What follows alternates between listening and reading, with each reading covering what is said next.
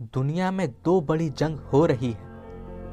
पहला है Russia Ukraine war और दूसरा है इजराइल पैलेस्टाइन वॉर।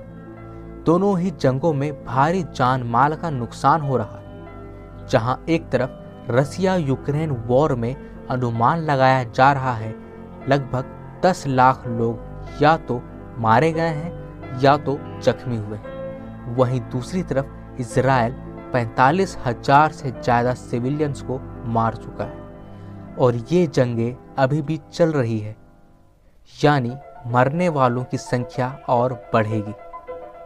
ऐसे में इन दोनों जंगों की तुलना तो बनता है, आखिर कौन सा जंग ज़्यादा घातक है। साथ ही इस वीडियो में हम वेस्टर्न कंट्रीज खासकर यूएसए की हिपोक्रेसी को भी उजागर करेंगे, तो बने रहिए हमारे साथ। सबसे पहले हम रसिया यूक्रेन वॉर के बारे में बात करते हैं।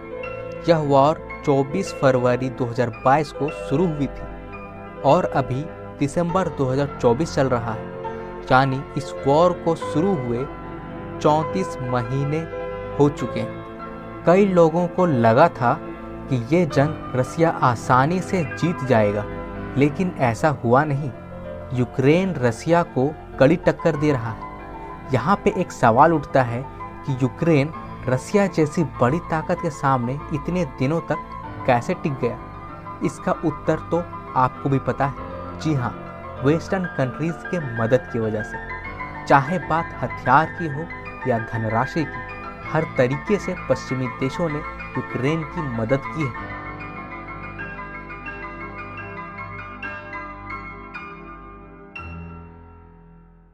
कितने सैनिक मारे गए इस जंग में, यह पता लगा पाना मुश्किल है। दोनों ही देश सही आंकड़े नहीं बताते, फिर भी कुछ आंकड़े मुझे इंटरनेट पे मिले हैं जो मैं आपको बता रहा हूं।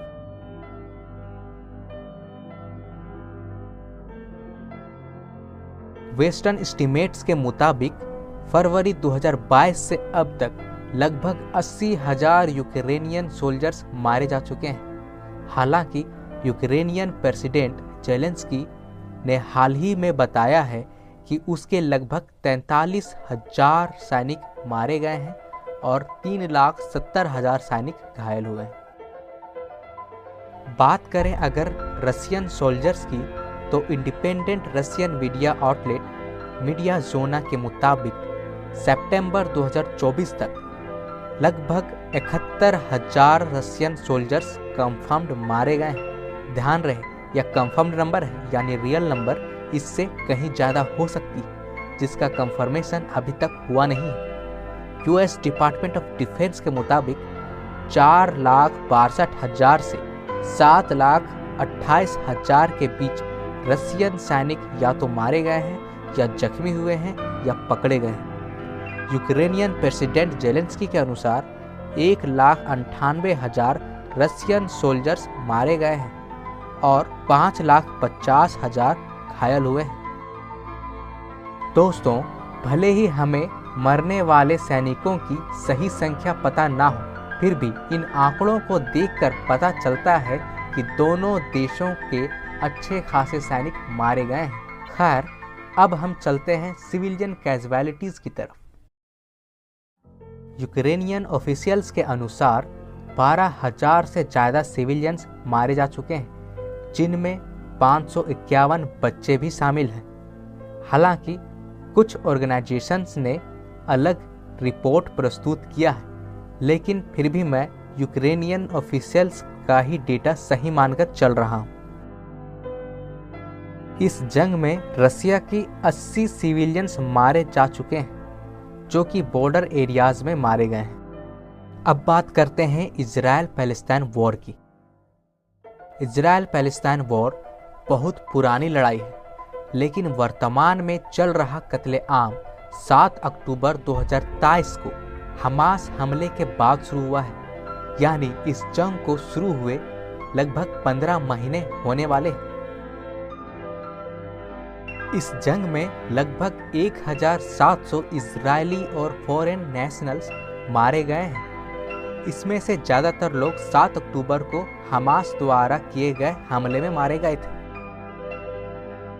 7 अक्टूबर से अब तक लगभग 45,000 पैलेस्टीनियन सिविलियंस मारे गए हैं, जिसमें 17,000 से ज़्यादा बच्चे शामिल हैं। Can you imagine 17,000 children, that's a huge number. ध्यान रहे, इस 45,000 में वे 11,000 लोग शामिल नहीं हैं जो कभी मिले ही नहीं, शायद मलबों में दब गए हों। अगर इन दोनों को जोड़ दिया जाए तो होता है 56,000 लोग। इजराइल ने सिर्फ 15 महीने में 56,000 लोग मार दिया। यानी अगर हम पर मंथ के हिसाब से निकालें तो होता है 3,733.33 और अगर पर डे के हिसाब से निकालें तो 3,733.33 को 30.5 से भाग देना होगा, क्योंकि एक महीने में 30 और 31 दिन होते हैं, तो इसका रिजल्ट होता है 122.40। यानी इजराइल ने हर दिन लगभग 122 लोगों को मारा है। अगर किसी देश में टेररिस्ट अटैक होता है जिसमें 100 लोग मारे जाते हैं तो उसे बहुत बड़ा टेररिस्ट अटैक माना जाता है। इजराइल यही काम हर दिन 15 महीनों तक करता रहा, लेकिन दुनिया ने इजराइल के खिलाफ कुछ खास एक्शन नहीं लिया। खैर, इस तरह की चीज़ें अब मुझे सरप्राइज नहीं करती, क्योंकि मैं जान चुका हूँ दुनिया ऐसा ही है। इन दोनों वॉर्स में मुझे कुछ अंतर नज़र आया है।